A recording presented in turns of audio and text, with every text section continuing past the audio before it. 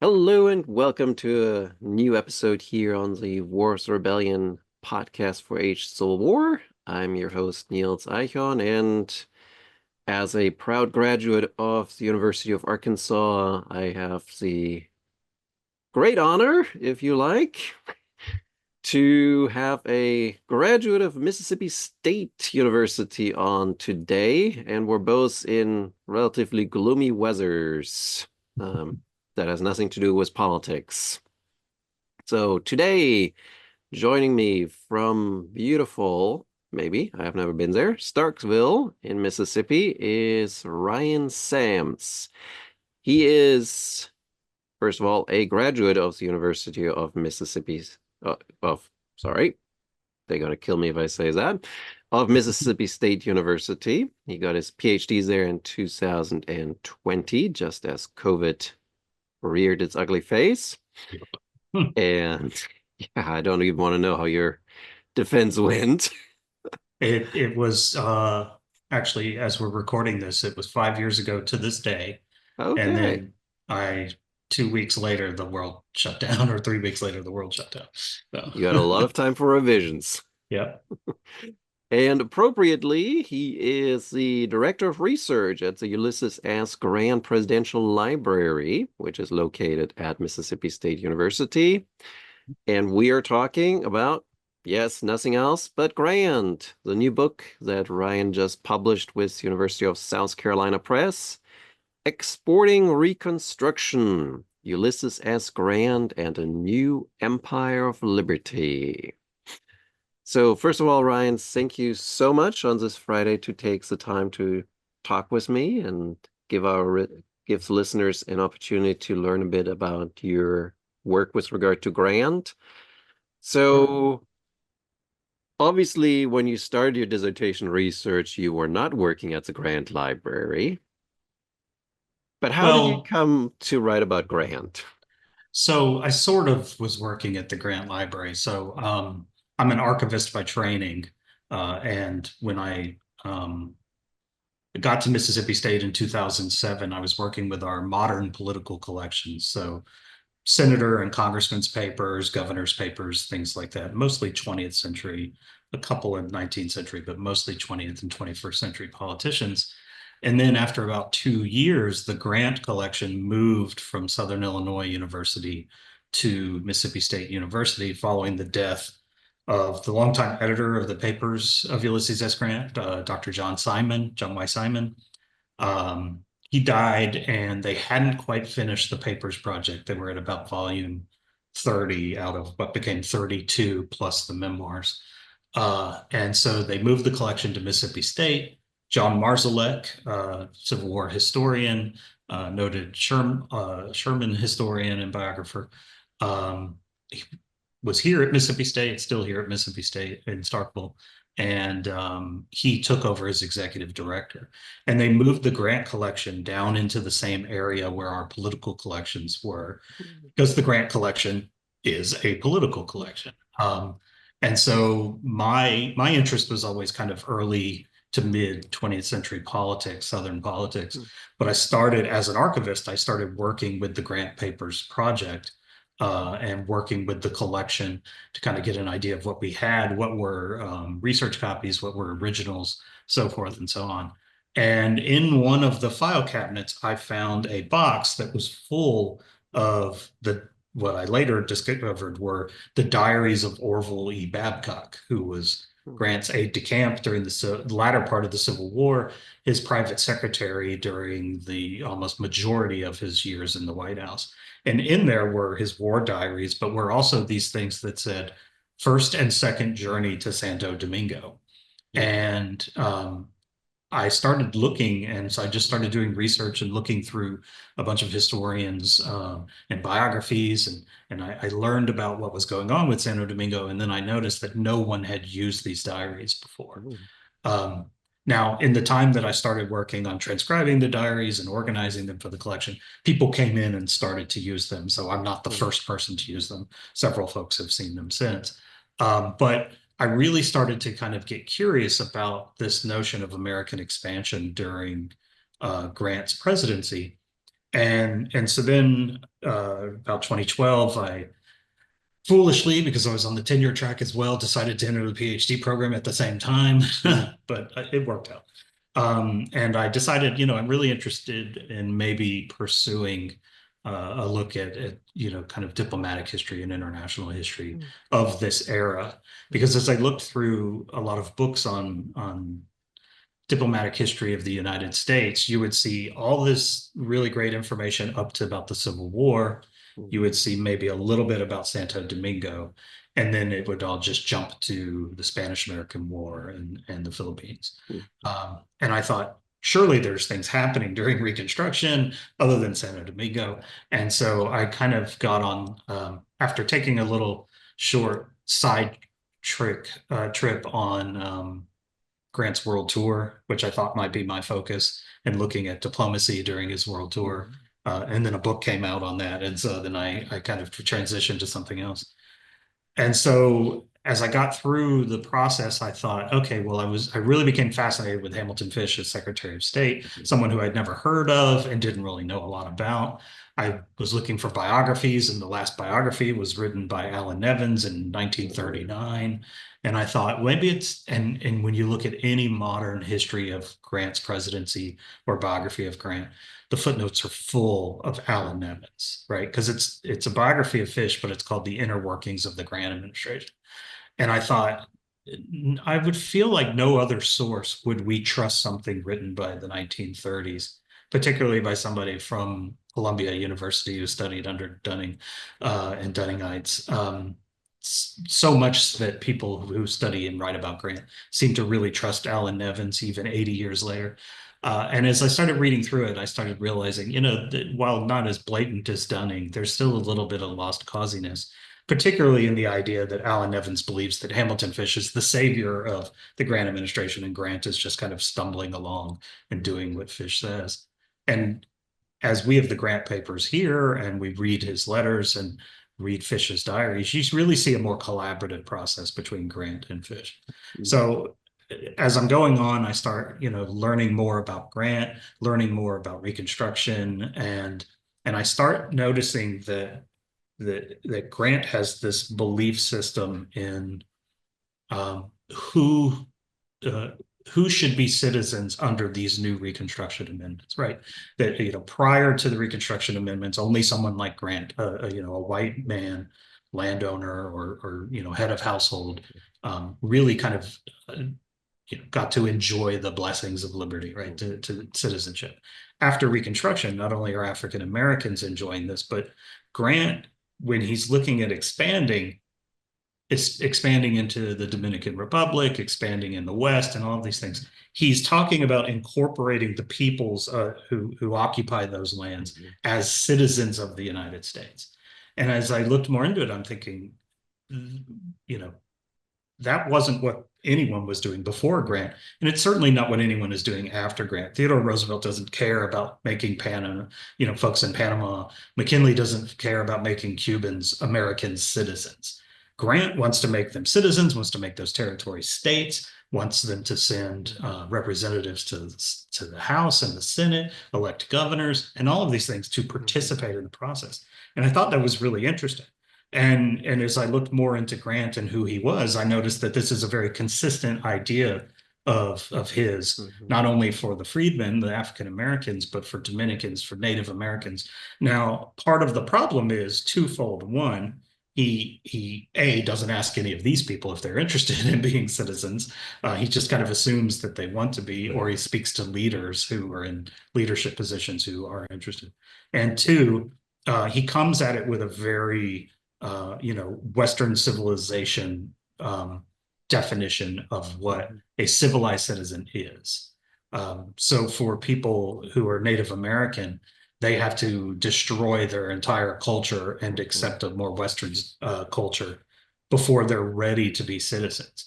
But the problem being for Grant, or the problem for us as we look at Grant, is he has what he thinks is a prime example of that standing next to him at Appomattox, right? In Elias Parker, right? The mm, Seneca Native American engineer, former federal engineer, and who eventually becomes Grant's head of the Bureau of Indian Affairs. So he has this Native American man who is westernized Mhm. and civilized in his mind. And so he said, see, everyone can be like Parker, and Parker's great, right? And Parker was doing great before Grant was doing great, right? They meet in Galena because Parker's working for the federal government. So he's, been kind of accepted into the fold of the American bureaucracy for a long time. And Grant's like, see, everyone can do that. You just gotta, worship Christ and farm and wear the kind of pants that we want you to wear and send your kids to school and all of these things. And some Mhm. Native Americans say sure, but most of them say we're not interested in that. We are sovereign nations. So all of these things kind of start coming together, and I realized that all of these things are connected to Reconstruction, right? It's Mhm. not just about Reconstruction is not just about the southern states rejoining the Union, which it Mhm. is. B, the freedmen getting their rights, which it is. It's about then the reshaping of the Constitution and then applying those amendments to everyone who falls under the jurisdiction of the United States. And so that's kind of what led me then into my dissertation, which then transitioned into my book. So that's the very long answer as to how we got there. So, Good. No, and it gave a good introduction also to the Graham papers, which is nice for yes, those who are not familiar with how they got to Mississippi State of all places. sure. Um, but I kind of was there were two things that I want to kind of pick up on with regard to what you just said, and one of them is sort of the um kind of category, kind of the niche, the place of like what what do you see your book as? Is it sort of do you see it more in sort of I'm kind of like thinking in terms of like um now I'm blanking. This is bad. Matthew Karp's book with regard to Southerners. Do you see it sort of like in that kind of a diplomatic history, or do you see it more as sort of a more transnational history, like for example, Greg Downes's work? Who do you feel like is kind of the closest to what you do? Um, well, I tried to, the methodology that I kind of am jumping off of with it is based off of the Elliott West notion of the greater Mhm. Reconstruction, right? I'm I trying was to gonna look go at, there next. yeah, I was trying to look at Reconstruction outside Yeah, of that. Um, yeah, I would say that, Downs for sure. And oh gosh, yeah, names are escaping me at the moment. Hold on, I'm it's sorry. Friday. Yeah. Um, gosh, I can't believe I'm staring at my shelf too, trying to come up with some of the names. Um, yeah, but anyway, there's Yeah, sort of the transnational reconstruction. yeah, Yeah. yeah, and folks like and folks like Don Doyle and you know uh, some of these folks who are looking at the Civil War era, but looking at like the kind of international implications of the Civil War era, right? Mhm. And there's a lot of really good stuff on the Civil War Right. and the international implications of the Civil War, and a little less so on Reconstruction. Mhm. And so I thought I fit into a really, it fits into a nice niche Mhm. of you have this. The war's over, Reconstruction is beginning, and most books on Reconstruction really focus on domestic policy, the violence towards Mhm. African Americans, the kind of expansion to the West. But at the same time, I think, and again, this is the benefit of looking through Hamilton Fish's papers and Hamilton Fish's diaries, which is one of my next projects, and looking at the way the United States following the Civil War is kind of taking larger steps onto the international stage, right? Mhm. Or the way that the international world is kind of poking and prodding at the United States sometimes, or Mhm. at the very least feeling out their strength, right? Mhm. One of the biggest things that I kind of discovered. Well, so the first book I read in grad school when once I got back into grad school for the PhD program, Mm, one of the first books is Eric T.L. Love's Race Over Empire, right? mm, And there's a whole chapter on Santo Domingo there, and it's a really good book. mhm, I like it a lot. But he and I have, I think, a few little just kind of disagreements on the way that things play out in mm, Santo Domingo. And I mean, the fact of the matter is it doesn't happen, and Grant fails, and mhm, he didn't have the support of his Secretary of State, even though his Secretary of State did do what he was supposed to do as his Secretary of State, and all these things happened. But I think one of the main things that I saw, if you look at the the reasons why memo that Grant writes. And so in my book, I kind of go through this reasons why memo, and it develops into what I call the Grant doctrine, which I believe this memo is, it's not just a doctrine of, hey, Santo Domingo is a great place and we can, grow some oranges and some coffee, and then maybe Black people from the South will feel comfortable down there. And he does say that. But he also talks about it in an international context. He talks mhm, about how having an American territory and or state in the Caribbean puts the United States in a position to, A, inform the region economically when through trade, and B, puts the United States in a position of authority in the case of a military fight with a European power. And this doesn't come out of nowhere. This is all based on the Alabama claims and the kind of tension that's still boiling over from the Civil War between the United States and Great Britain, right? And at the same time, there's an insurrection or rebellion happening in Cuba, and there's turmoil back home in Spain. And so there's no real idea about what's going to happen with Cuba and Puerto Rico. There's no idea about, could the United States go to war with Great Britain? And if we did, he is concerned about that southern coast. Because if you were to, as he says, if you were to leave Texas and travel to New York by mhm, ship, you'd have to go through international waters, unless we then had a presence in the Caribbean and then we could protect our shipping. And I think a lot of historians say, well, it wasn't really serious. They weren't really going to go to war. And I've had historians tell me that. And to that, I say, it's serious enough that they worry about it, that he's worried about it, that the British are worried about it, that they take um, diplomatic and military actions about it. mhm, And that when when Hamilton Fish on Grant's behalf negotiates that peace and international arbitration, uh, it's so well received by the British that when Grant arrives on his world tour in Great Britain, the they call him the champion of peace, and they're not talking about the Civil War. They're talking about the international arbitration that found a mhm, peaceful solution between the United States and Great Britain, right? And they have these giant banners about peace and all of this, and it has nothing to do with our war here in the United States. It has to do with preventing a war between those two nations. And I think, I asked a question once of some international historians, and like when you go to Schaefer, if you're a 19th century person, you're at that one session, maybe two sessions, usually the first session of the last session. And then everything in mhm. between is Cold War, World War II, Cold War, and Vietnam, and then War on Thank you Terror. for saying that. Yeah, and then there's a couple of us that going, there's other diplomacy that happened in America or in the world.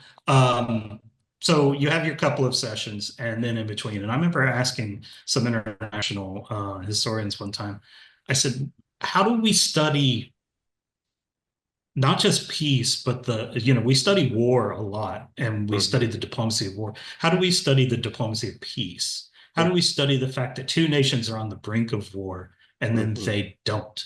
right, Everyone comes to an agreement. And this happens, I argue, twice during the Grant administration. It happens early on with the Alabama claims, mhm, where these things could have gone south very fast if a mhm, bunch of these, former Irish soldier Fenians continue mhm, to ride up into Canada and cause trouble in Canada. And if Grant happened to look the other way, if all, there's several things that happen between the United States and Great Britain. Fishermen or in Canada and Michigan are fighting each other all the time over fishing. They're fighting up in the Pacific Northwest about the boundaries. All of these things could have easily turned into an international incident. And Grant, and in particular Hamilton Fish, figure this out. And then in 1873, you have the Virginius affair, where the Spanish take a hold of the Virginias, they capture the crew and the passengers, many of whom were not involved, were just riding to Cuba, and they end up executing a number of the crew members. And within a month and a half period, the United States goes from talk of war in the newspaper to Hamilton Fish negotiating a peace before Christmas. And this happens in October 31st, November 1st, something like that. And by Christmas, he's got it all ironed out. And the British are involved in that too, because there were British citizens on the ship. But there are these two moments where they very easily could have slipped, popular sentiment could have slipped towards war. And the Grant administration, in particular, Hamilton Fish, figures these things out. And so part of why I wanted to write this book was to just focus a few things on the Grant administration and Fish's work during the administration that showed them doing things, some things that were successful and some things that were not successful in the international sphere, that kind of proves their mettle, right? And shows that maybe the fact that things were a bit more stable to the point where you could just have inter party arguments over expansion that have no real effect on things in the long run is a good thing. And I, because it happens before his administration, I don't go into the France and Mexico and Grant, well, let's just leave some guns next to the Rio Grande and see if they're still there in the morning, that kind of thing. I don't get into all of that, but even that's another example of a European, a European power kind of poking at and testing the United States following the Civil War to see, are they strong or are they weak? They certainly have a weak Navy, right? The Navy's basically been obliterated and it's all junk. But the fact that they could call up a standing army whenever they needed to, I think was a bit of an eye opener for the world. And I think the French and the English and the Spanish are all kind of looking at that. And you have it helps to have a conservative like Hamilton Fish who says war's the last, and a conservative president when it comes to war like Grant to say war is the last thing we want to do. So let's do everything we can before that. And so part of my work and some of the articles I've written and in this book is looking at that relationship between Grant and Fish and these different little moments of them using that diplomacy to keep the United States out of war and to kind of keep the economic engine running and to keep the political sphere Republican and all of these types of things. So, yeah. Great. So many things. We might have to extend this into a 2 hour and more conversation. But I want to go back to Schaefer because I totally agree with what you said about Schaefer, and it's been a reason why I've been absent as a member for, at this stage, probably a decade. I've been there because it just didn't feel like a good community to be part of as a 19th century guy anymore. But I kind of was curious about this in another aspect, because when we think of diplomatic history, usually we think of the United States working with other countries like Mexico or Great Britain or France or whatever.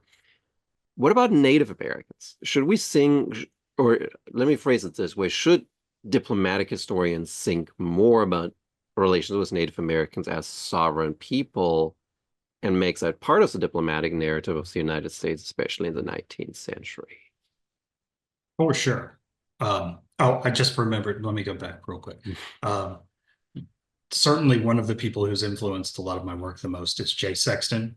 And he is a bright light at Schaefer because he's still there, pounding away at 19th century diplomacy and putting together and sessions and being on those sessions as a moderator, and he's writing really good stuff that is cultural and economic and all that stuff. And when we're looking at international history in this period, yes, I think that we should be looking at the United States relations with Native American groups in the West mm, as sovereign nations. The weird and interesting thing that kind of is a stick in the spoke of it is in the Grant administration, during the Grant administration, is when the United States stops doing that, right? mm, Prior to the Grant administration, the United States all did deal with these Western native groups mm, as nations, as they were, and got into, developed treaties with them. Didn't always stick to those treaties, but worked with them as sovereign nations. mm, During the Grant administration, Congress passes I can't remember the law's name now, but Congress passes a law that says we are no longer dealing with these nations as sovereign nations, but dealing with them as, essentially wards of the United States. And that becomes part of Grant's policy. Grant's mm, peace policy then is to say, you're not sovereign nations. Those old ties that you have are not as important as your tie to being an American. And as Americans, our ties to the Constitution, right? mm, And so for you to join us because you live in this land that the United States encompasses, you have to then sever your tie with your nation and then take up the modern democratic way of governing yourselves, of and in Western civilized way of comporting yourselves, mm, and you then are no longer wards of this nation. mm, You are citizens of this nation, as equal to any other man in this nation, right? And so one of the complications that we have as historians of international relations is studying that turn, mm, because on the one side of the federal government, the United States government, they are not foreign relations. This is a domestic issue. right, But on the side of the Native Americans, they have not agreed to this. They are asserting their mhm, uh, independent nation status. And that is then where the conflict, one of the aspects of the conflict that happens, right? The United States is bound by those treaties to keep mm, white settlers out of the Dakotas, right? Where Lakota on Lakota land, they find all this gold, right? And then this gold rush happens. The United States is bound by treaty with an mhm, independent sovereign nation to keep their citizens out of that land. And when those citizens come to that land, rather than supporting the Native Americans, who they are legally required to, the United States Army ends up supporting the white settlers. And then, of course, this happens in the West, in like Texas and New Mexico. Um, there are all sorts of complications because the Treaty of Guadalupe Hidalgo, when the United States, after the Mexican American War, takes the ceded land from Mexico, all in prior to that in Mexico, all of those Native Americans were Mexican citizens. And mhm, then all of the people within that ceded land could either go back down to Mexico into the old Mexico, or stay in that ceded land and become American citizens. And everyone who is there agrees to it, but then everyone forgets about the Native Americans and they just ignores that aspect. mhm, Until the Grant administration, when the Secretary of the Interior is trying to figure out a way to implement Grant's path towards citizenship. And he says, well, actually, a number of these tribes in New Mexico and Arizona and Texas technically are already American citizens based on this treaty, but they have to sever their relations with their tribe or nation, right?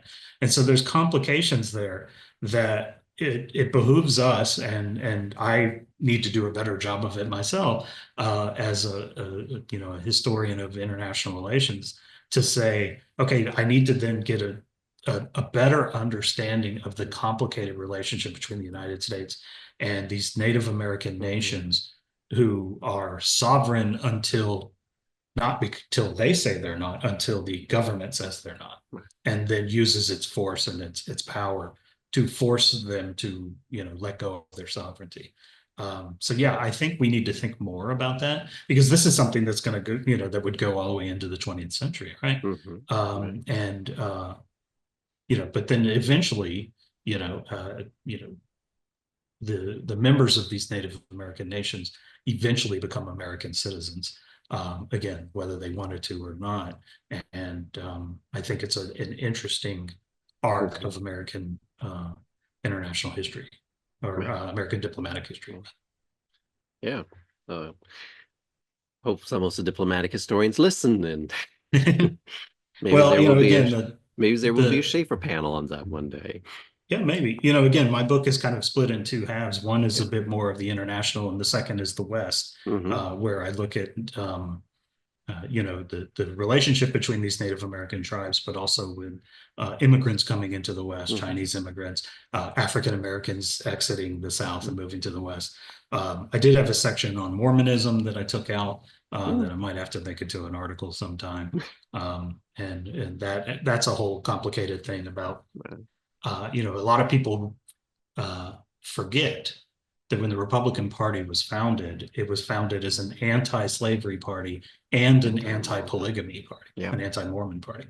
Yeah. And during Grant's administration, slavery is gone, but there's still one pillar of Republican Party politics that exists, and it's important for Grant to destroy Brigham Young and the Mormons if he can. At the very least, polygamy, but he would probably like to get Brigham Young in prison if he could.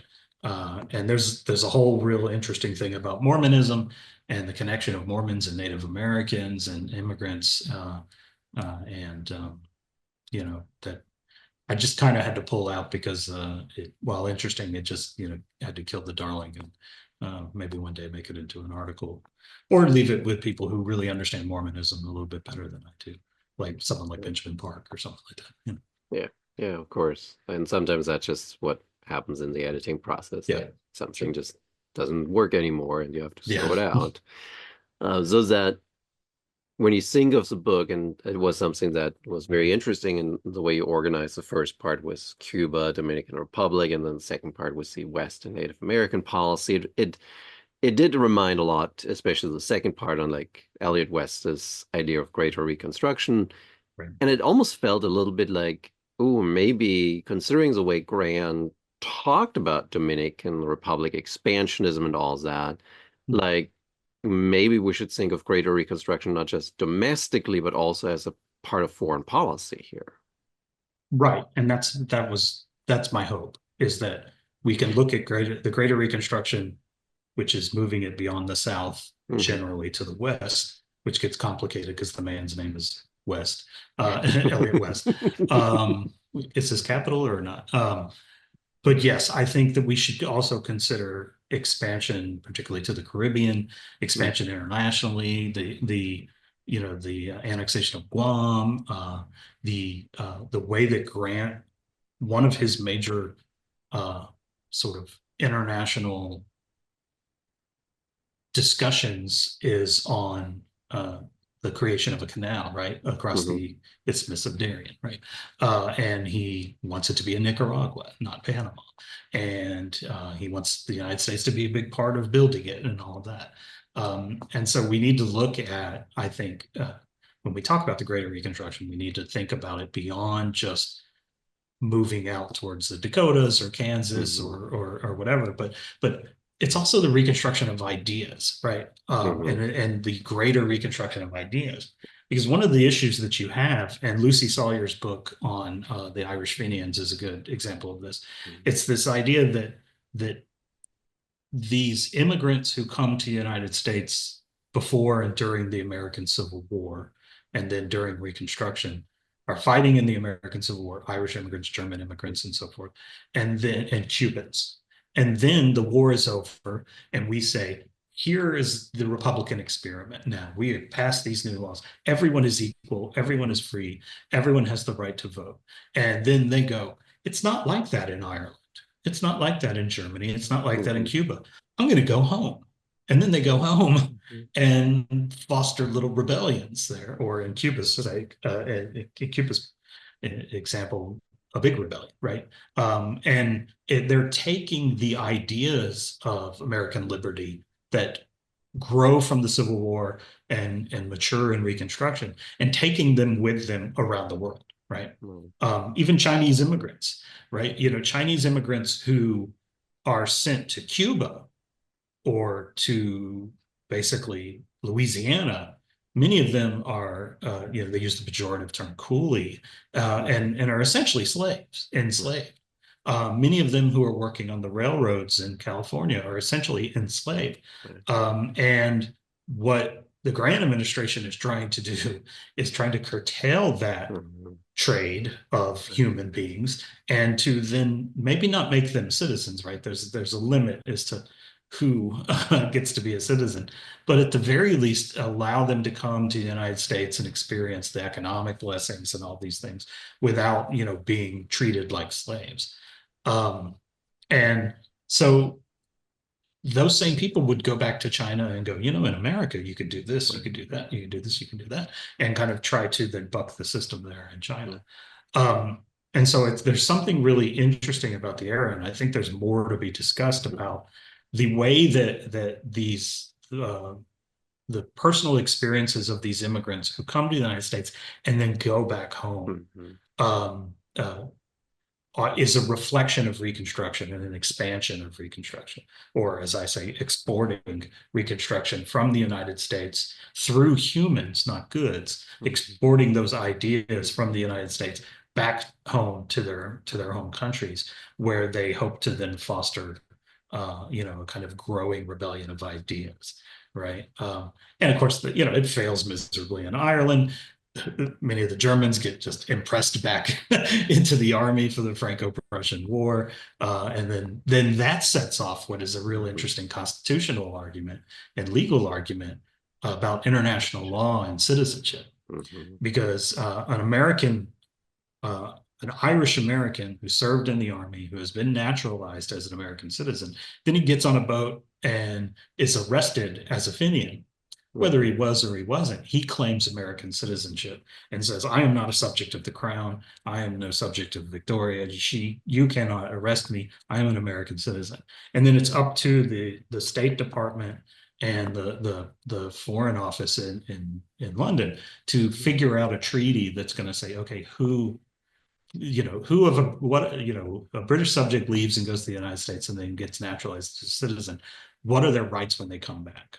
Mhm. And some of it is you've got to stay away for a certain number of years, or you can come back, but you can't stay for more than a year and a half. You can't have a job.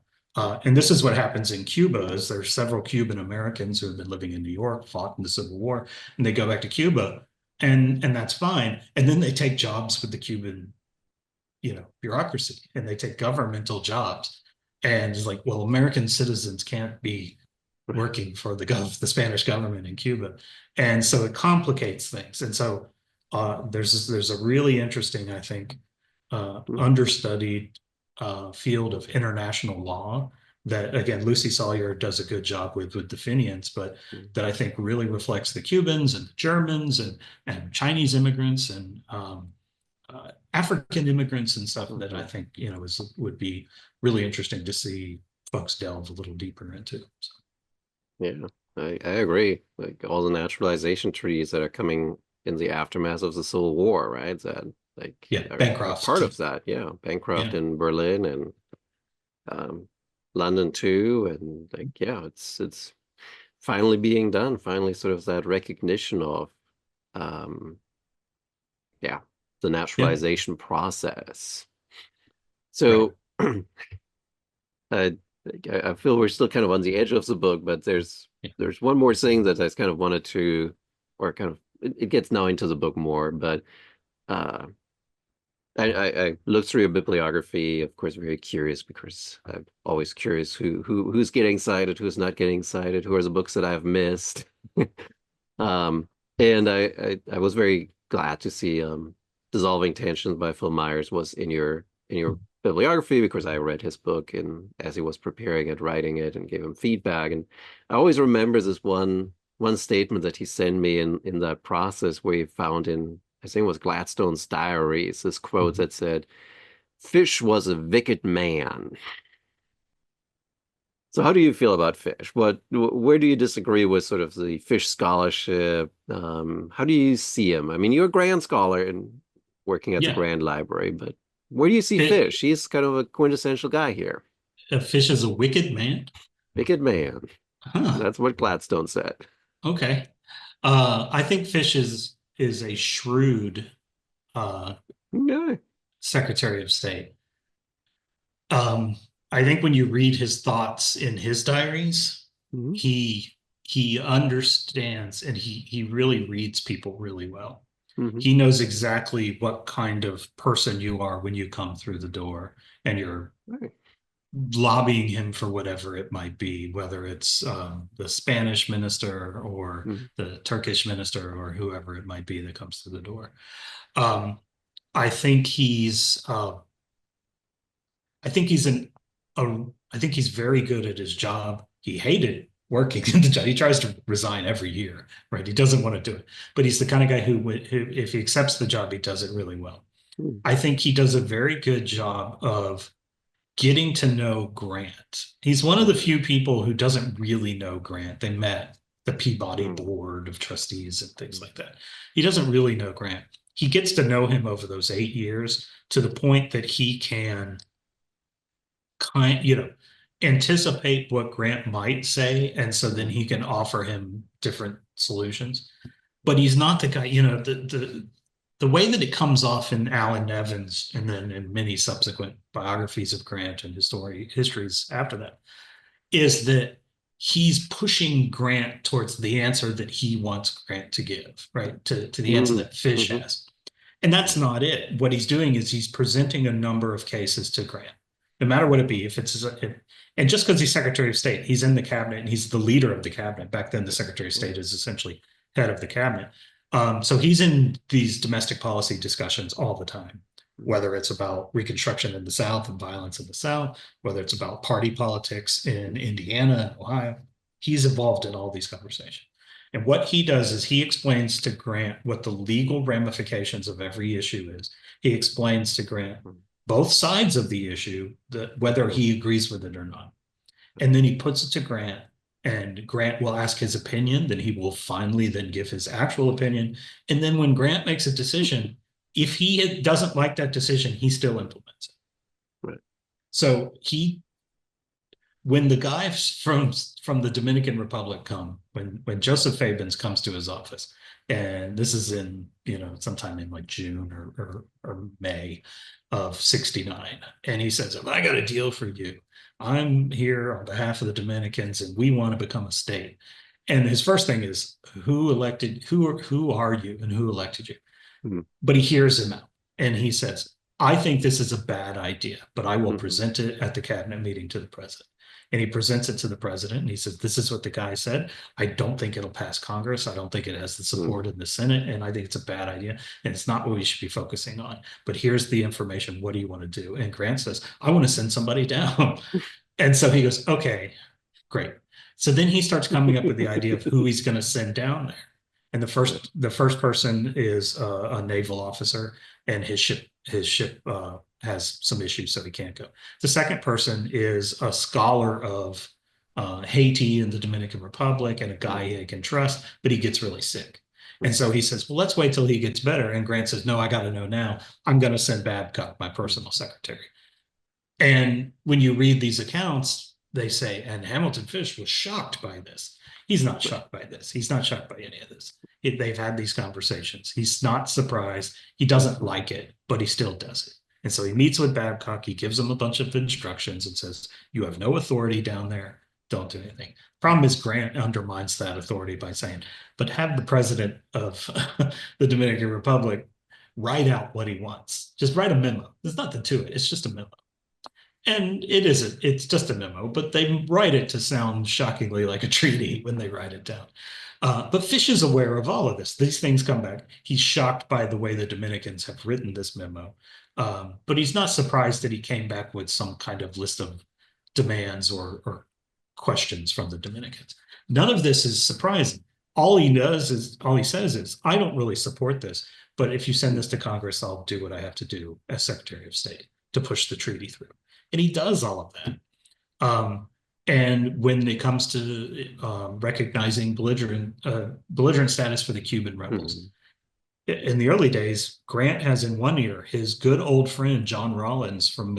from Galena, Illinois, the old pal of his, the He was foul sick, mouth. chief of staff, right? Yeah, he was his chief of staff in the army, his foul-mouthed lawyer, and the guy that kept Grant sober during the war, right? This teetotaling, foul-mouthed old man, young guy rather, and but he's dying of tuberculosis.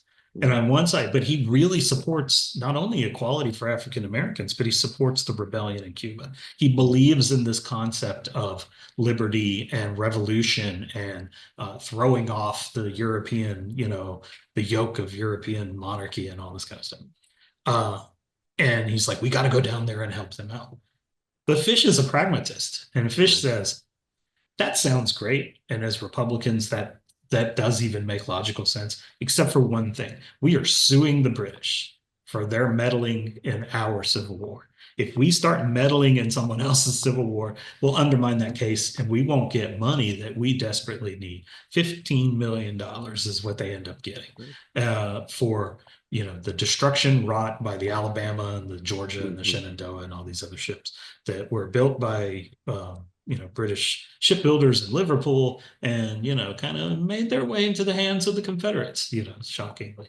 I'm shocked that they're building ships for the Confederates. And he says, so we cannot get involved in Cuba in any way, shape, or form. Officially, we cannot recognize them as belligerents for that reason. And also, we can't recognize them because they can't recognize themselves. They don't have a governing body. They haven't taken enough land to be considered Mhm. a foe that's worthy of anything other than insurrection. And so he comes to it from a very legal standpoint Mhm. of and practical standpoint versus John Rawlins, who comes to it from a very ideological standpoint. Mhm. This is what we do as Republican men in a Republican, and the U.S. should be the leader of these things. And Mhm. he's not wrong; they should. But then he dies. Rawlins dies, and from that point forward is about the time Rawlins dies. Grant then appoints Edwin Stanton to the Supreme Court, who Mhm. dies the next day. And then, in the matter of a few weeks, he's got, Rollins is no longer there, Stanton is no longer there, and he now has all this stuff. And that's when he writes his famous memorandum of reasons why Santo Domingo should Mhm. be annexed to the United States. And so then the next day, or a couple days later, is when he goes and takes that memo and takes those reasons, Mhm. which he has talked to Hamilton Fish about, to Charles Sumner, the chair of the Senate Foreign Relations Committee. And then that's when all hell breaks loose because he thinks Sumner is on his side. Sumner is not. They end up hating each other. Mhm. And then this bitter feud happens between the two of them.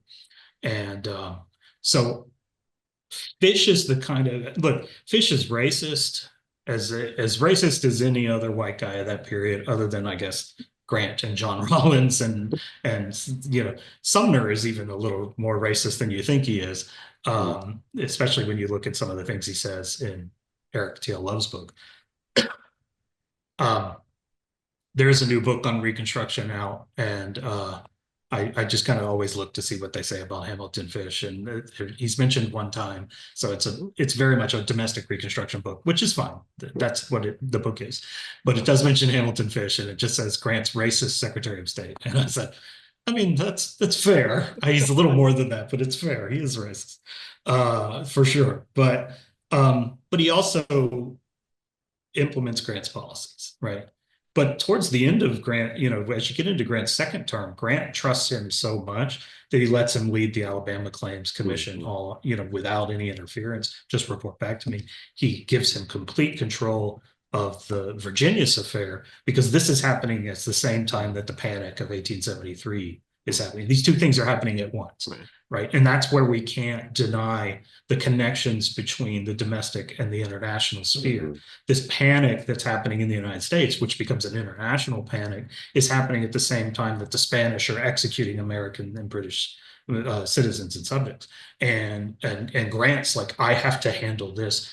I Mhm. trust you to handle that. And he does, like within Right. 5 weeks, he achieves peace.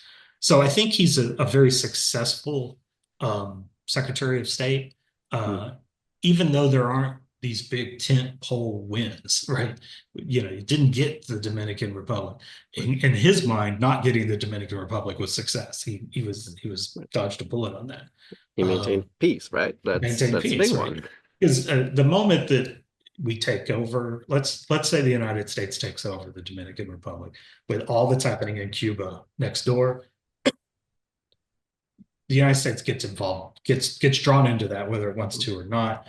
Then the Alabama claims gets undermined. They don't get the money from the Alabama claims. Continued animosity, probably, with the British at that point. Um, and then, the fishermen always fighting on the Great Lakes, and guys fighting up in the Northwest, and then You got to you never assume know the what's going to Jamaicans are happen. going to fight back too, right? So, Right. And then the Haitians, right? Because yeah. there's this fear that Grant wants the entire island of Hispaniola. His problem is he keeps referring to it as the island of San Domingo. And so Charles Sumner says, see, he's admitting it. He wants Haiti too. No, he's just bad at semantics. And I believe Grant because of his internal writings and kind of confidential letters. He very specifically says he's not interested in Haiti. Mhm. I don't think he cares about Haiti at all. Um, he's more interested in finding a fertile Caribbean territory where the Mhm. United States can actually divorce itself from importing goods made in Cuba, Mhm. which he believes, as a Republican, means the United States is still the number one supporter of slavery in the Western Mhm. Hemisphere, right? Because the majority of those goods from Cuba that are produced by the hands of the enslaved are going to the United States. And he thinks that if the United States can make those things for themselves, grow those things for themselves, then we are living up to our ideas as Republicans, Mhm. little r and big R Republicans. And by the way, it's a big territory with not a Mhm. lot of people. And if African Americans want to get the heck out of the South, leave behind this racism and violence that is still occurring from their former Confederates, this is a wonderful place to go. And so, one of the things, excuse me,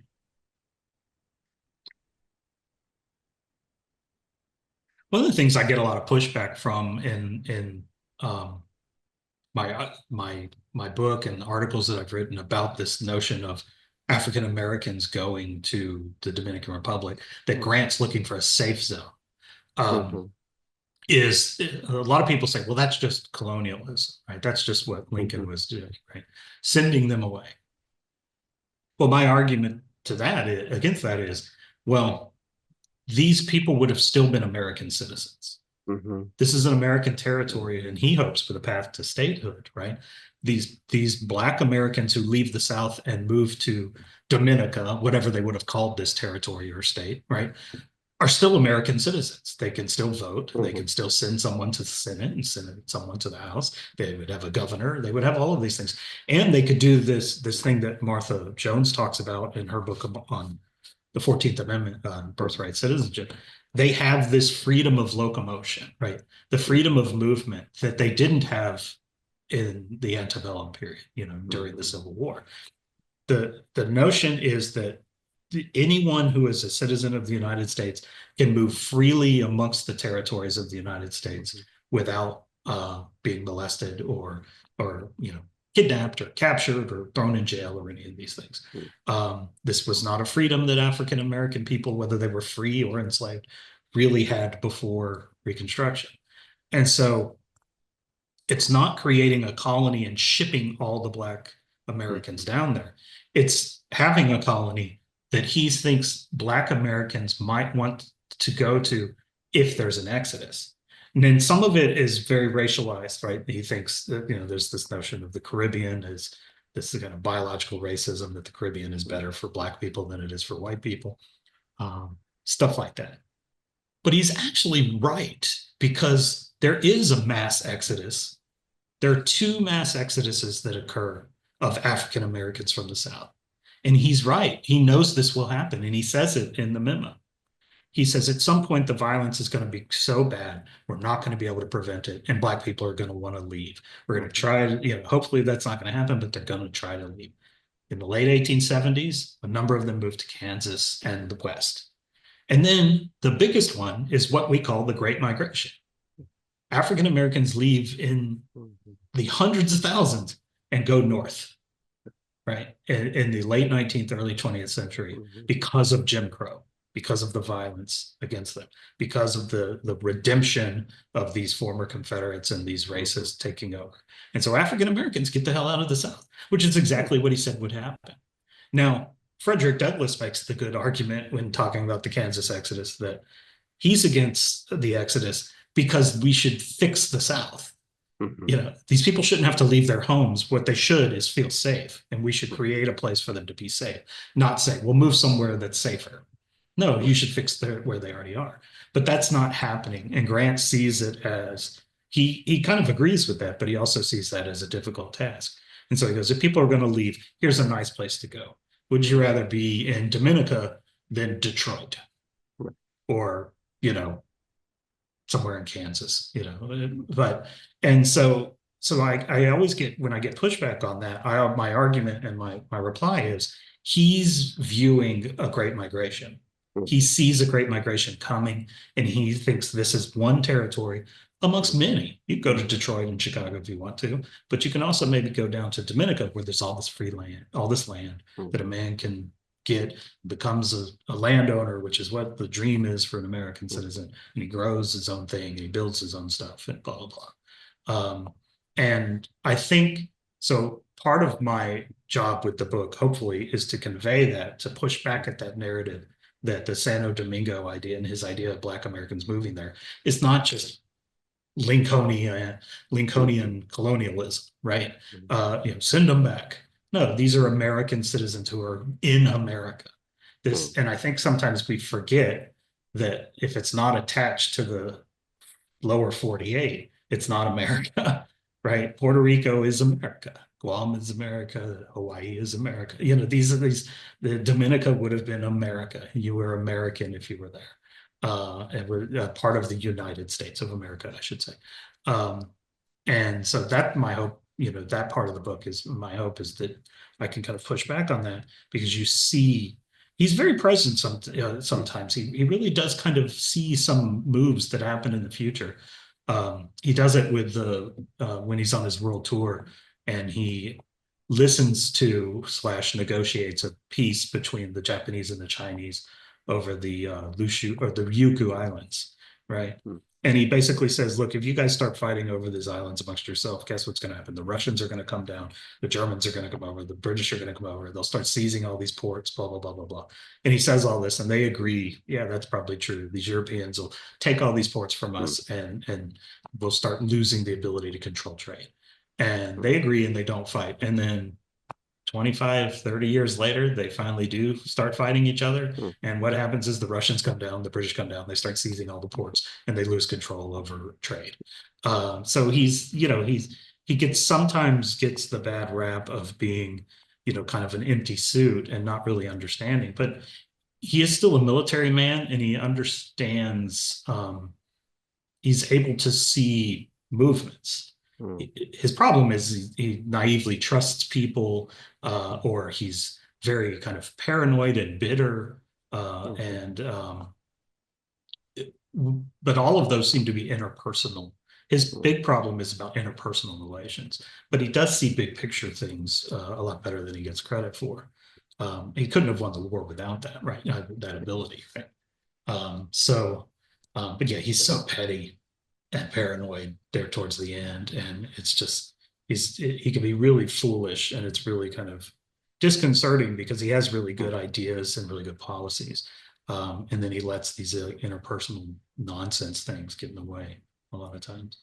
Which is a perfect lead over to somebody you already mentioned that he has a rather big interpersonal problem with, Charles Sumner. Yeah. And I kind of like it was a nice refresher on my mind because I kind of was waiting as I was reading through your book. I was like, oh, okay, when is it coming? When is it coming? Because I remember the kind of getting after Sumner and Sumner's sort of minions. One of the people that had to fall was John Rothrop Motley in Yeah. London, right? Like he Right. couldn't stay. He was the wrong guy. I mean, like I've researched him a little bit, and Hmm. I don't think Motley was ever a great diplomat, considering how easily people could sugarcoat him and kind of Hmm. get what they wanted out of him. But let's talk about Sumner and Hmm.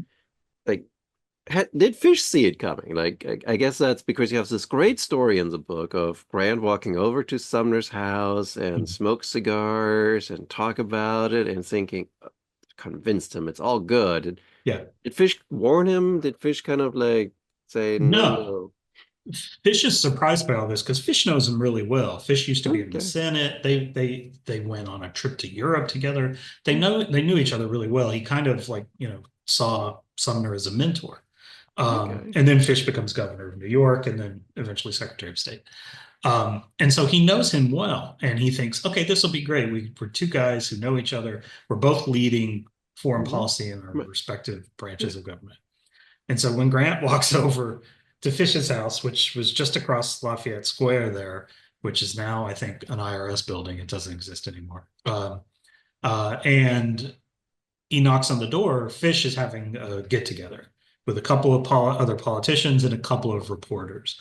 And they're all drinking and they're smoking cigars. And Grant goes in and smokes a cigar with them and tells him about this idea to annex the Dominican Republic as a territory with a path to statehood. And we don't know exactly what he talked about, but this is like a day after he wrote the memo. So odds are he talked about the things in the memo. And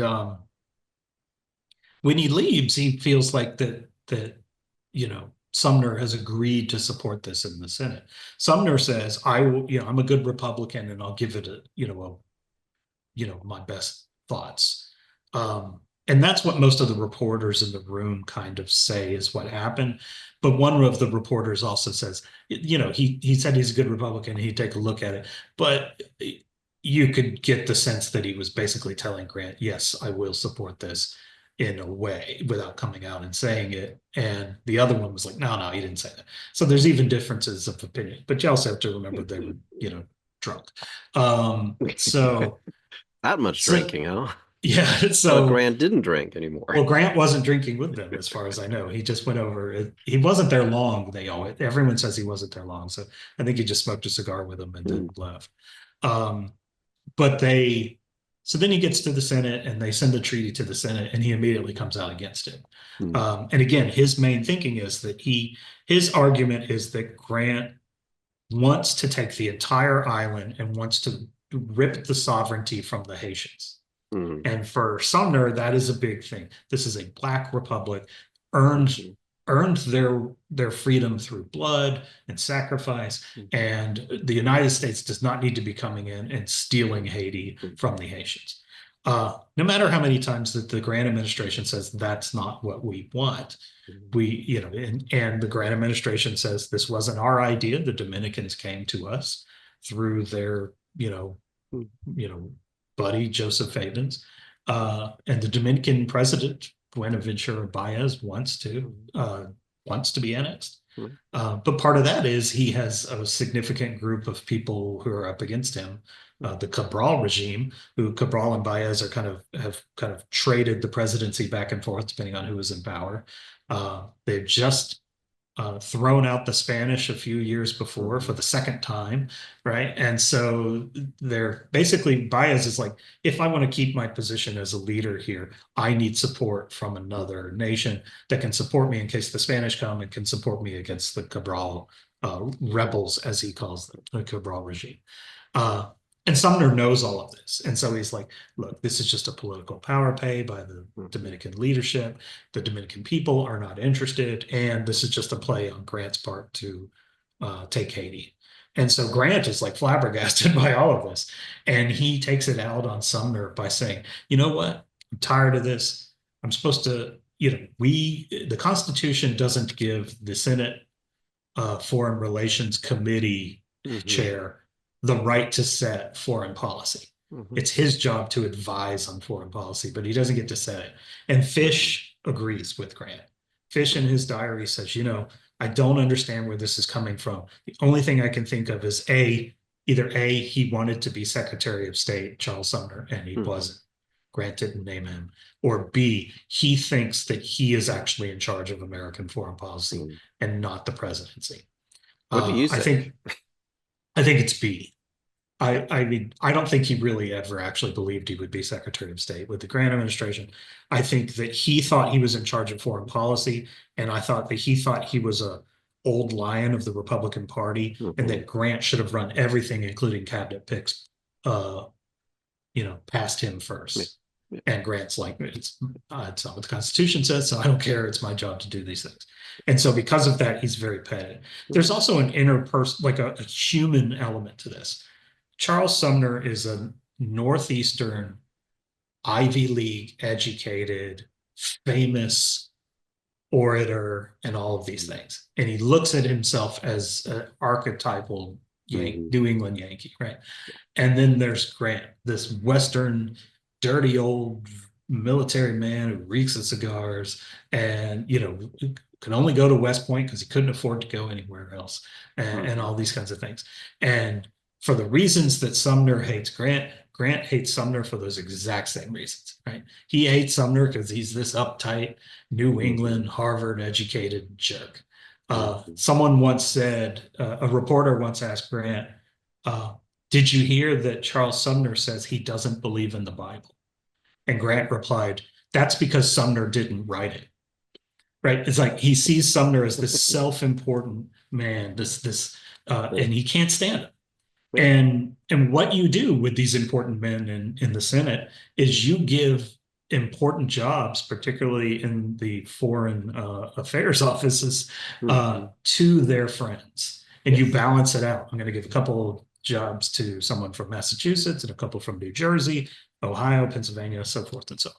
And the best job in all of foreign policy It's London. is the job in London.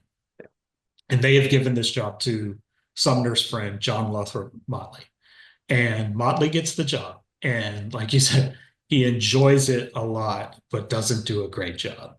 And what Grant and then Fish even comes to believe is that he's doing more what Sumner tells him to do than Hmm. what Grant and Fish tell him to do. Fish doesn't see this as fireable. He just needs to have a conversation with him, which is difficult because he's in London. So they do a lot of this via telegraph.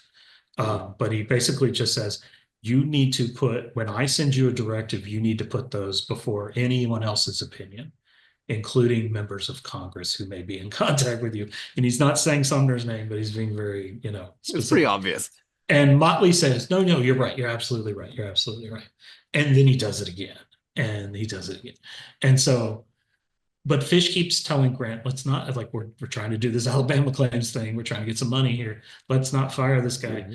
And Sumner is like, they're not going to fire my guy, blah, blah, blah.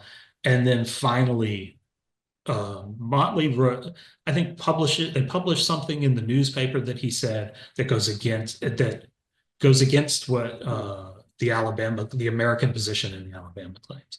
And Fish had actually sent him a telegram and said, we're going to stop talking about the Alabama claims for 6 months or so. We're going to just not even mention it because I think we need to just cool.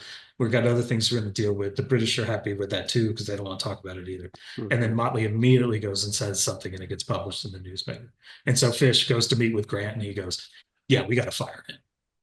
And so they fire him and Motley says, no, no, I'm not fired. I'm not leaving. You're fired. And they You're said, it all. doesn't matter, you're fired. And he writes this long memorandum about American and British relations, and he publishes it. And it really undermines the Grant administration. It really sounds like Charles Sumner may have written it, even if he didn't. It really sounds like the types of things Sumner would have said about Grant. And they immediately then, and they're trying to do this all behind the scenes. So immediately they leak it out that he's been fired. And so now it's public and he has to go. Um, and Sumner is furious about Hmm. this. And so he, goes even more for full bore on being anti-annexation of the Dominican Republic. And he gives this really long speech in a closed session that has become known as the Naboth's Vineyard speech, where he accuses Grant of, again, once again, trying to steal Haiti, of supporting a veritable Ku Klux in the Caribbean, and all of these things. And he's not supporting Black people in America because he's wasting his time in the Caribbean and all these types of things. And then he says, and he sent this moron private secretary down who styled himself as the president's aide de camp. And what that came from was Grant sent Babcock with a letter of introduction to the president of the Dominican Republic. And he says, "This is Orville E. Babcock. He's a major in the Army Corps of Engineers, and he is my private secretary. During the late war, he was my aide de camp." So he's trying to provide some context as to how long he's known him. And because of a problem with the translation between English to Spanish, when they write the memo, they refer to him as Orville E. Babcock, aide de camp to President of the United States. And Sumner goes off in Congress about this. They're just creating positions. I didn't know we had an aide de camp. Is he a dictator? Is he, and this thus then becomes one of his favorites, little scribes, is to Mhm. call Grant a dictator and Caesar and all these things. And then eventually his little pal, Charles, Carl Schurz, who is a senator from, at this point, Missouri. He's a German immigrant who came, he fought in the war. He had represented Wisconsin in Congress, and then he moves to Missouri and he's elected senator. He works with some of their colleagues, their fellow colleagues in the House, and they bring up an investigation of Babcock and the whole negotiations for Santo Domingo. And at one particular thing that I think is true, there are a couple things that they accuse Babcock of. Some of them are mostly true, some are not true, and some are. One thing that is true is there was an American citizen who the Dominicans imprisoned who supported the Cabral regime. He was imprisoned and then was sentenced to death, but they commuted it to banishment. But then they didn't let him out of jail. And so he keeps writing to the consul in Santo Domingo, and it's like, they won't let me out. They won't let me out. It's because I'm against Baez. Mhm. And this is when Babcock is down there, and the consul asks Babcock what to do. And Babcock says, "I don't want any part of that. Leave him in there Mhm. while with these negotiations. We can't have anything undermine the negotiations." That's a huge mistake. Then there's another American imprisoned who murdered a guy, and they goes to the consul, and the consul says to Babcock, "What do you think I should do?" And Babcock says, "Oh, let him go." So they let a murderer go, but they let a political prisoner stay in there because he's Mhm. against annexation. He's for the Cabral regime. That then gets found out. That guy, he eventually gets let out, and he goes to Congress and he testifies, and that sinks everything. Little also do we know that these two guys from Texas, Fabens and Casno, who are stylized as the representatives to the United States from the Dominicans. They offer Babcock a whole bunch of land. Mhm. They say, if this, but it's all caveat, like he doesn't actually own the land. They say, if this goes through, there's this great little spot where we're selling some land and you could get some of that land at a good price. And Babcock in his diary goes to that spot and he says, if this all works out, this would be a great place for me to set up and make my fortune, leave the army and become a Mhm. farmer, run a plantation or something. He never actually gets it. Mhm. Then also the Baez, the Dominicans themselves, the Dominican government wants to give him land as well. And of course, he finds that out. He's like, no, no, we can't do it. Um, but it's the beginning of the corruption of Orville Babcock, who then becomes involved in one corruption deal after another, who starts gaining more and more control over who gets to see Grant and who does not get to see Grant. And all of these things are happening because Grant served in the army with him. So he trusts Babcock, and Babcock uses that to his advantage. But Sumner is aware of all this, and he calls Babcock up they call Babcock up to the committee in the House, and Sumner ensures or helping them come up with questions to ask and all this stuff. And Grant is furious because, and this is a weird thing about Grant, there are plenty of other people in his administration who get accused of scandals and get called to the House for an investigation. Elias Parker and the Bureau of Indian Affairs is one. But in Grant's mind, they are members of the cabinet. So that's their job. This is just what you do. You work for the executive. It's the job of Congress to bring the executive over and investigate things. Whether they're right or wrong, this is just what happens. So he doesn't really come out and overtly support these people one way or another.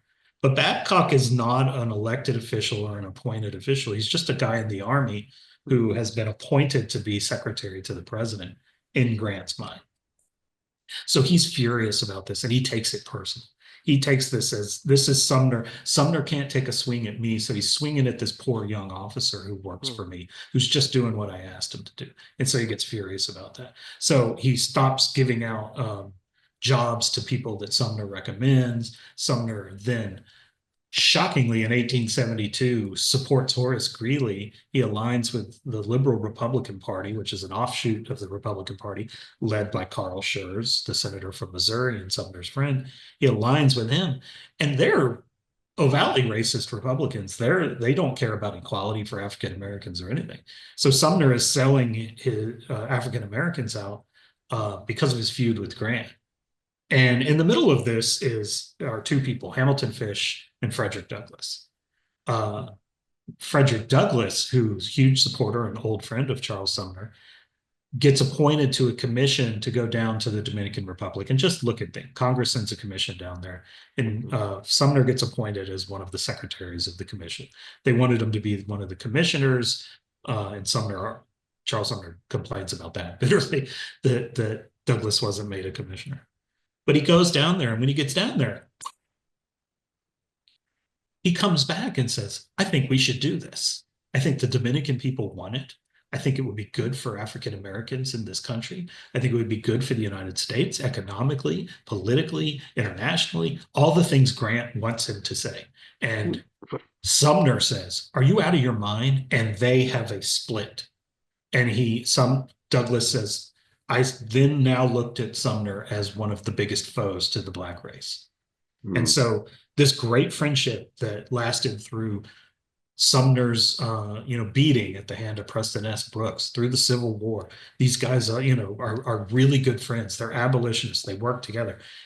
Their relationship is destroyed because Douglass agrees with Grant over the annexation, and Sumner refuses to believe that it might be a good idea. In the meanwhile, Fish is consistently writing in his diary that he thinks Charles Sumner is going insane. Hmm. He thinks that maybe there's something wrong with him. We know that Sumner's relationship with his wife has fallen apart. He married this young woman, and he's down in Washington and she's in Boston, and she immediately starts stepping out on him with this other young man. And part of it is because he can't perform his husbandly duties, probably because of the injuries that he received at the hands of Preston S. Brooks, which is sad and shameful for him. But everyone knows this. It becomes common knowledge. In a letter, Orville Babcock is writing to someone, and he refers to Sumner as that sexless old fool, Charles Sumner. So, it's a common joke that he can't perform his husbandly duties, that his wife is cheating on him with this younger man. So he gets a divorce from her, right? And then he's just constantly like having these loud and crazed speeches and stuff. And so Fish really and truly believes that he is losing his mind, that he is going and saying, he says, this is not the man I've known. This man is completely different. Something is wrong with him, but I Hmm. can't support him. And so even though Fish doesn't support the Dominican annexation, he hates what Sumner is doing. He can't stand what's happening to Sumner. He's sad for Sumner. And Fish, who would normally be on Sumner's side in this argument, pushes his full Hmm. support behind Grant. He supports getting rid of Motley. He supports getting rid of some of these other Massachusetts people who are in these jobs and taking Sumner out. And so when Congress reconvenes in, I think, 1872, may have the date wrong, and they're about to reappoint the chairs to the committee. It's usually pro forma. They would reappoint Sumner as head of the Senate Foreign Relations Committee, and Fish and Grant are able to convince their friends and leaders in Congress in the Senate to remove Sumner, Hmm. not just from his chairmanship, but from the Senate Foreign Relations Committee altogether. And he is never ahead of that committee again, and ends up dying in 1874, I guess. There, by the end, I think he and Douglass had gotten back together as friends because he was supporting the Civil Rights Bill, and he had written into it that in the Civil Rights Bill, not only should it affect African Americans, but he wanted to put Chinese immigrants in there as well. And And that was something that Frederick Douglass supported. So there towards the end and at his death, Frederick Douglass and he, I think, had made up, but they had really gotten, along, really weren't getting along there for a while.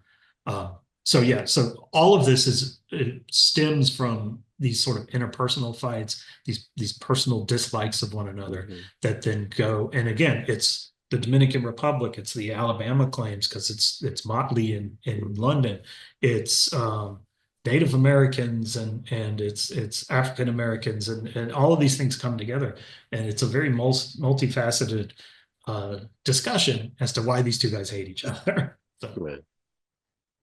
Um, as sort of as we're getting long, I'm gonna give you one last question. sure. And since we've been circling around the Dominican, we'll just stick with that, and readers can read about the other parts of the book if they Yeah, are buy the now book and read it. fascinated. Yeah. Exactly. So, hypothetical, what would have had to happen for Grant to get the Dominican Republic? What's the key elements that went wrong that needed to go right for him to get it, in your Sure. opinion? Well, he needed to be um, willing to compromise a little more. Mm, He that's good. he was only willing to bring the Dominican Republic in as a territory with a Mm, path to statehood. The mm, first step that Fish told him, and when Fish first told him, he goes, "Oh, that's just from Charles Sumner. That's just some Charles Sumner nonsense." And Fish is like, "No, I'm saying this." Fish said, "We should first establish an American protectorate mm, around that region mm, where the Dominican Republic and any other satellite island that wants to fall under an American protectorate, we will be there to support their economic trade, to support them militarily, particularly with this rebellion going on in Cuba next door. Um, and in doing so, they should then allow Americans to move there and invest in all these kinds of things. And had they done that, they would have gotten support for that. He said, I actually have a number of senators who are willing to support a protectorate. mm, And Grant just refused right. because I think he really believed that one of the things that I get into in the book is Grant has this notion of his administration, and in particular, the United States as a whole, needs to be the arbiter of freedom in the Western Mhm, Hemisphere. And in his mind, the only way to destroy slavery in Cuba and in Puerto Rico is by the United States being in the region mhm, in Santo Domingo. mhm, He says, because A, like I mentioned earlier, if the United States is growing all of its tropical goods itself in mhm, the Santo Domingo, then they don't need to import them from Cuba. If the United States is not importing goods from Cuba, then slavery will start dying in Cuba. mhm, And also, Cuba and the Dominican Republic are near one another, same with Puerto Rico, near enough that many of the enslaved there will flee and they'll mhm, come to the Dominican Republic for freedom. And when they come, we will then grant them citizenship. And then, also they'll be Republicans too, probably, right? And then we'll, get to vote as mhm, Republicans. But once that happens, then they can look towards Brazil mhm, because Brazil then would be the last place where slavery still exists. And if that happens, then they have a free Western Hemisphere that no longer will eventually no longer have any European control in any way except for Canada. And and even that's, at this point, this is when Canada is getting some freedom from, British rule, basically. But uh yeah, whatever. But that's his hope. And the mhm, first step and the key to that is having an American state, mhm, territory slash state there. And he's like, we can't do that as a protectorate. We mhm, can't, you know, if the enslaved flee from Cuba to the Dominican Republic, we can't guarantee them the rights under our Constitution, particularly these new rights, these new Reconstruction rights mhm, that we have established under the Constitution. So if we can't do that, as a protectorate, then I would rather have it as a territory. Plus, I just want the land. It's good land, and the people want to be Americans. And there's not that many of them. I mean, it's a few 100,000 people. It's not a lot. It's too much for Sherman. It's too much for Fish Mhm. because most of them are not white. Mhm. And look, there's a lot of colorism as well here, right? Like there are Dominicans who are light-skinned Dominicans. There are Dominicans who are African Dominicans. There are Dominicans who are native Dominicans. This is the same thing in Cuba. Many of the Cuban Americans who we get citizenship in the United States are Spanish Cubans, so they have light Mhm. skin, and there's a lot of these things going on. Those things matter to other people. They don't ever come up in the conversation with Grant. He doesn't care. They're Dominicans, they're Dominicans, they get to be citizens. The only issue for him is gender, right? Whether they're male or female or sex. And so, this is the issue for him. And Fish is just saying, look, this will only work if we establish a protectorate. We're willing to give them support. We're Mhm. willing to be down there. We get to have a port there. That's what we want, a Mhm. coaling station, all of those things. But we don't take control. They're still a sovereign nation. We're just here to help them out. We're in the same Mhm. sphere of influence. And that would have passed. And Grant Mhm. says, no, that's not what I'm trying to do here. I'm trying Mhm. to establish um, territories that are run by the people who live there and are made up by those people. He does the same thing, just a quick teaser into the second half of the book. He does the same thing in Oklahoma, right? Right. Where there are Native Americans in Oklahoma, in Okmulgee, who he sends Elias Parker to help them develop a constitutional system Mhm. that would then establish that territory in Oklahoma as a Native American territory with a path to statehood. Mhm. And they send a constitution, a state constitution or a territorial constitution to Congress. And Congress votes it down.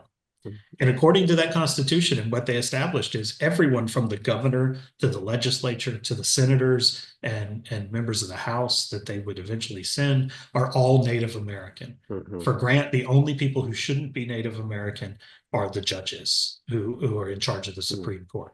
This is a lesson from the Mormon territory Mhm. because he saw that when the Mormons have established a Mormon territory where everyone in charge is a Mormon, and that included the judges. And then when we arrest Brigham Young, well, shocker of all shocker, the Mormon judges and the Mormon juries won't, support his prosecution.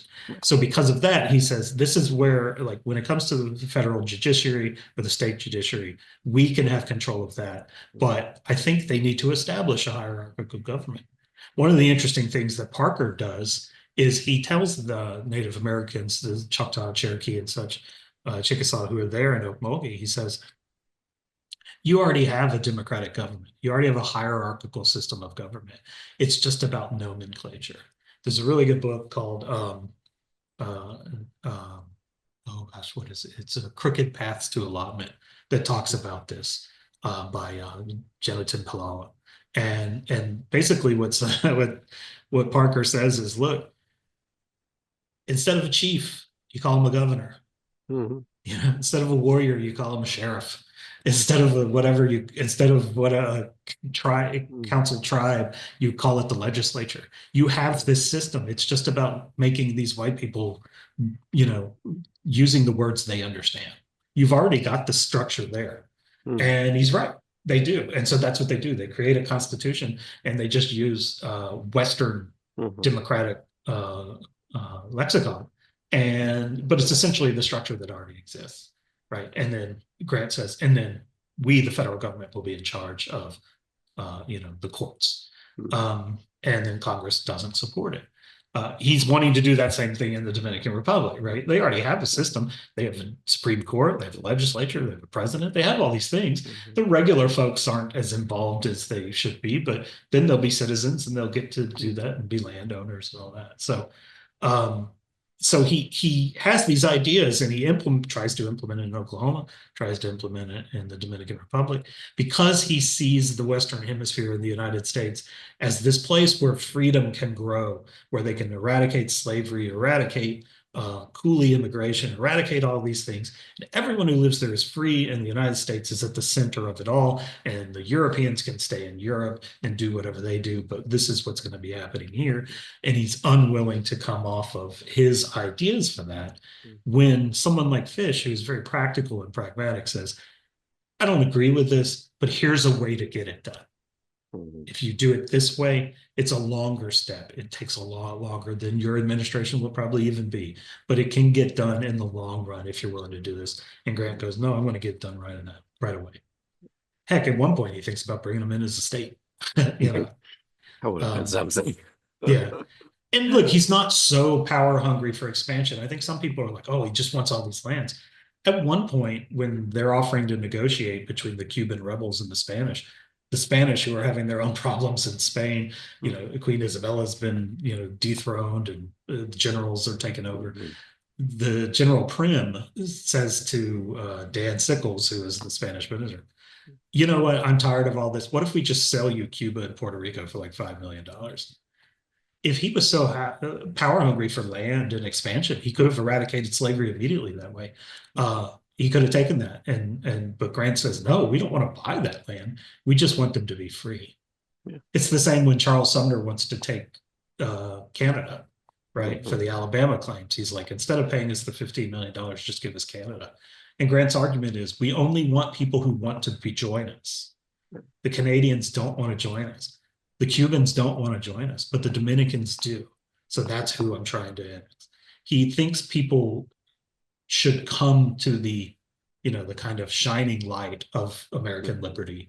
And he thinks that the brighter that light shines, and the more places that light shines, more people will come. And, he's not wrong, but he's not successful. So, Um, final question. hmm? What's more important? What's more needed? A Grant biography or a Fish biography? A Fish biography for sure. I mean, there are excellent Grant biographies that have come out in the last few years. Some are very popular, some are very scholarly, some are very, particular on his younger life or his presidency or whatever. There's a lot of really great Grant scholarship. Um, Fish biography is really needed um, because we do documentary editing here at the Grant Presidential Library. One of my projects is I'm working on it. I'm in the early stages of a documentary edition of Fish's Secretary of State diaries. Nice. And so we're, slowly working on that. No publisher or anything yet. We're just in the early days of getting it done. And, Yeah. we haven't decided what format it'll be in, digital Mhm. or whatever. I'd love to write a biography of Fish that kind of could be used instead of Nevins's. And I'm also working on, and something I'm working on right now. Um, Lindsay Stravinsky did a really good book on Washington's cabinet Mhm. called The Cabinet, and how it kind of sets the precedent for cabinets going forward. Mhm. And I think there's so much upheaval in Grant's cabinet that I think Mhm. there's an interesting book that Cabinet I'm looking into. 2.0. Yeah, and just looking at Grant's cabinet Yeah. and how all of those changes and scandals and all those things affect Reconstruction. Mm. And again, with Fish as the leader of the cabinet, and with his diaries as the kind of underpinning of the cabinet meeting minutes and what's Yeah. going on. I think there's some interesting stuff out there. Yeah. If somebody wants to write a Fish biography before I do, I hope they do because he's kind of guy that needs to. But I'm slowly working on it, Yeah. working my Yeah. way towards it. So Cool. That will be fun. yeah, And there's a lot of what sometimes are called B-list characters that definitely need more attention, and he's one of those. Like, even yeah, though he he's probably is. more an A-list than a B-list. Well, when people talk about who the best secretaries of state were, you get a lot of, Mm. Jefferson or John Quincy or whatever, or some of these 20th century guys who I don't Yeah. pay as much attention to. Uh, but um, They're all but meh. I but again, and obviously Seward from this Hmm. era, Seward gets all of it. But there's a transition from Seward to Fish that Hmm. is interesting. because there are certain things that they both tackle, like the Alabama claims. Hmm. Seward unsuccessful, Fish successful. Hmm. There are certain things that they both tackle, like expansion. Seward is successful, Fish is unsuccessful. Hmm. So, you know, there are interesting kind of parallels between the 8 years of Seward and the 8 years of Fish Hmm. that I think, you know, a biography of Fish, because there's some really great biographies of Seward that are out there, like Walter Starr's and so, that I think a biography of Fish would kind of help complement that story Hmm. of international relations from 1861 to 77, that whole Civil War era. And yeah, it's that's those are projects that I wish I had the time to do them all, you know. I still got to answer reference questions. I'm a reference archivist, so I still have to answer reference questions every day and help my patrons Hey, find their research. And you know, that's my job, is to help other people with their research as much as my own. And I love doing it. So, yeah, but there's not enough hours in the day. that I hear that a lot. I do hear that a lot, and I agree with it as well. Right. Well, and on that note, Ryan, thank you so much for taking such a long time for to talk about your book and Sure. Fish Grand, and in our case, Dominican expansion, but there's a lot more than Dominican expansion in the book. Sure. So if you are now interested in seeing more about international relations during the Grant administration, the book is Exporting Reconstruction, Ulysses S. Grant and a New Empire of Liberty with University of South Carolina Press. Neat. Thank you. Right over my shoulder here. Okay. For those that are viewing it, yes, it is also right there.